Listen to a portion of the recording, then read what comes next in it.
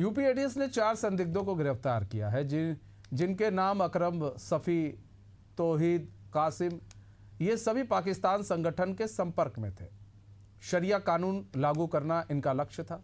इनके निशाने पर देश के बड़े गैर मुस्लिम नेता थे और ख़ास तौर पर बड़े हिंदूवादी चेहरे। इसके बाद यूपी एटीएस कई महत्वपूर्ण बिंदुओं पर इनसे पूछताछ कर रही है। इनका सपना गजवाए हिंद का था। ये देश में इस्लामी राज स्थापित करना चाहते थे। वहीं समाजवादी पार्टी ने मुस्लिम युवाओं की गिरफ्तारी पर सवाल खड़े किए। समाजवादी पार्टी के प्रवक्ता आजम खान ने कहा कि यूपी एटीएस बीजेपी की टूल किट की तरह काम कर रही है। भारतीय जनता पार्टी ने सपा नेता के द्वारा दिए गए बयान पर पलटवार किया। समाजवादी पार्टी आतंक का समर्थन करती है। मुस्लिम तुष्टीकरण के लिए समाजवादी पार्टी का इस तरह का बयान कोई नया नहीं है।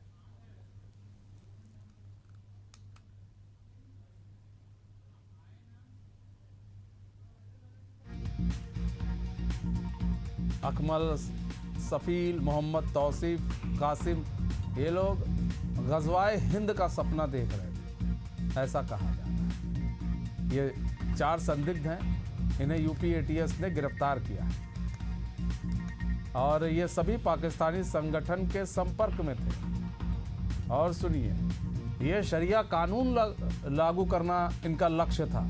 मतलब देश के अंदर ये शरिया कानून चाहते थे लागू हो, ऐसा इनका लक्ष्य था। और सुनिए, निशाने पर देश के बड़े गैर मुस्लिम नेता थे और खास तौर पर बड़े हिंदूवादी चेहरे इनके टारगेट में थे।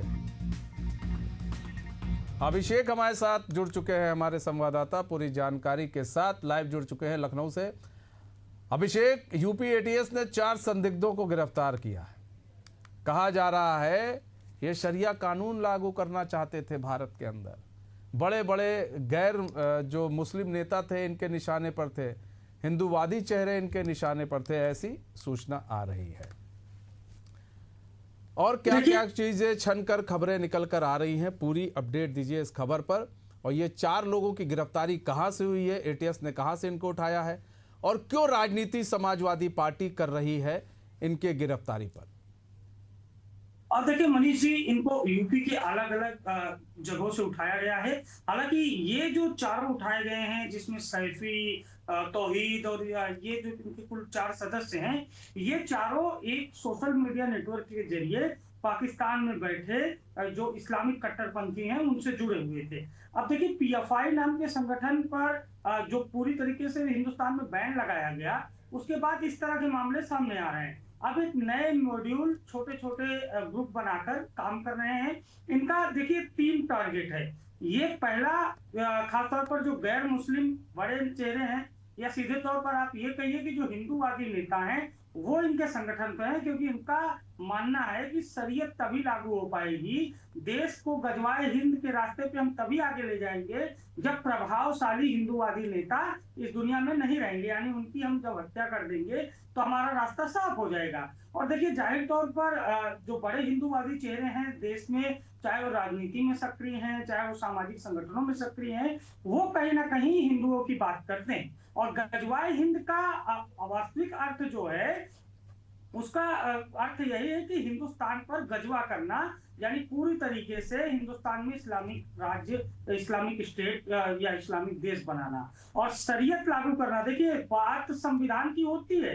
हमारे यहाँ जब एक विशेष वर्ग कभी किसी परेशानी में पड़ता है तो सबसे ज्यादा संविधान की बात करता है, लेकिन संविधान की बात करना और शरीयत लागू करने की मंशा रखना वैसा ही है जैसा मुख में राम बगल में छुरी। और सीधी बात यह है कि जिस तरह से इनको 4 संदिग्धों को गिरफ्तार किया गया मनीष जी, इसमें जो तमाम बड़े खुलासे हुए हैं वो चौंकाने वाले हैं कि क्या कोई देश में गैर मुस्लिम नेताओं की हत्या की साजिश रच सकता है, क्या शरीयत लागू किया जा सकता है भारत जैसे देश में। अगर ऐसा नहीं हो सकता तो ऐसी सोच क्यों है।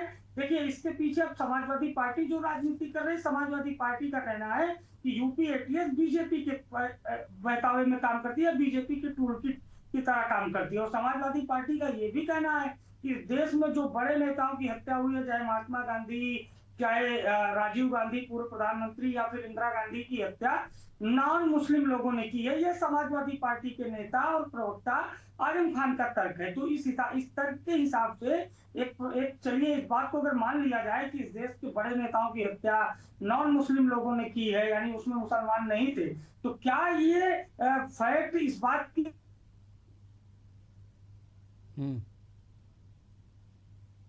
क्या कर देंगे? आप देश में गजवाए हिंद करेंगे? हाल ही में मुख्यमंत्री योगी आदित्यनाथ ने कहा है कि यूपी में अगर कोई इस तरह का सपना देखता है या कोई हम लोगों के रहते सपना देखता है कि हम गजवाए हिंद करेंगे तो हम उसका जानबूझ का टिकट काट देंगे।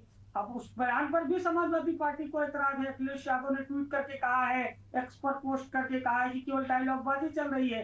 या राजनीति को आप अपने हिसाब से चलाना चाहते हैं, या इन सब के ऊपर मुस्लिम वोट बैंक और तुष्टीकरण इतना हावी है कि आपको वास्तविक अपराध भी नहीं नजर आ रहा है। पाकिस्तान में बैठे कट्टरपंथियों से यहाँ के युवा जुड़ रहे हैं, सोशल मीडिया पर वार्ता हो रही है, गजवाए हिंद का सपना देख रहे हैं, संविधान हटाकर शरीयत लागू करना मकसद है, हिंदूवादी नेता नॉन मुस्लिम नेता इनके निशाने पर हैं, उसके बावजूद समाजवादी पार्टी के द्वारा समर्थन करना। उसी पर आज बीजेपी ने पलटवार किया कि समाजवादी पार्टी आतंक का समर्थन करती है। हालांकि देखिए ये नया मामला नहीं है। अगर हम फैक्ट पर बात करेंगे तो समाजवादी पार्टी सरकार के दौरान जब अखिलेश यादव मुख्यमंत्री थे तो समाजवादी पार्टी ने कुछ मुस्लिम लोगों के मुकदमे वापस लेने का प्रयास किया था। कहा गया था कि ये सब आतंकवादी गतिविधि में शामिल थे। हालांकि कोर्ट ने सरकार को फटकार लगाई थी। तो देखिए बीजेपी के पास तो अभी जो स्टैंड है वो मजबूत है। बीजेपी सपा पर पलटवार कर रही है और सपा इन 4 संदिग्धों का समर्थन कर रही है और उसको यूपी एटीएस बीजेपी की टूल किट गैंग का हिस्सा नजर आती है। नहीं तो क्या कोई एक धर्म विशेष का, अगर ये धर्म विशेष के लोग एक हैं जिनकी गिरफ्तारी हुई है या यूं कहें तो इसलिए एक वोट बैंक इनका ना खिसके, इसलिए जो मर्जी आएगा वो समाजवादी पार्टी उसका समर्थन कर देगी?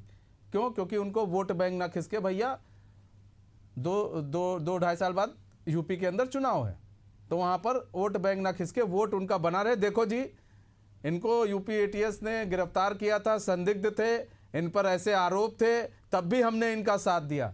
क्या समाजवादी पार्टी ये दिखाना चाहती है, मतलब देश से बड़ा समाजवादी पार्टी के लिए एक वर्ग विशेष हो गया है या फिर कुर्सी हो गई है? अब सवाल तो ये उठ रहा है। ये राजनीति और ये राजनीति में जो तुष्टीकरण, ये इसका सिलसिला मनीष जी आज से नहीं शुरू हुआ है। इसका सिलसिला लंबे समय से शुरू हुआ है। आप देखिए ना, आप आजम खान के बयान को देखिए। आजम खान ने एक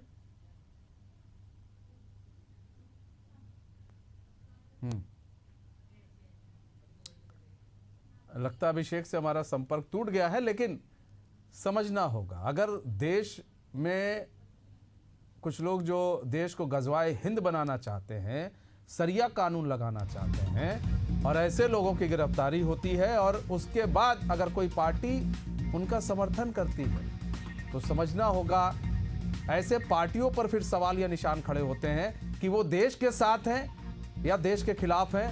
अगर वो देश के साथ है तो फिर ऐसे लोगों का समर्थन क्यों करते हैं? उनके अगर किसी लोग के ऊपर आरोप लगे तो आप अपनी चुप्पी बांध रखिए, आप मत बोलिए।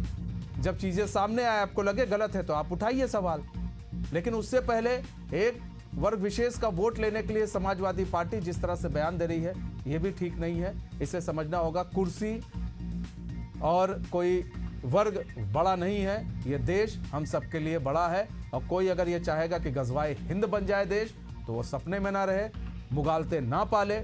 इस देश की सरकार, इस देश का सिस्टम बहुत मजबूत है। ऐसे लोगों को क्या करना है वो देश की सरकार बाखूबी तरीके से जानती है।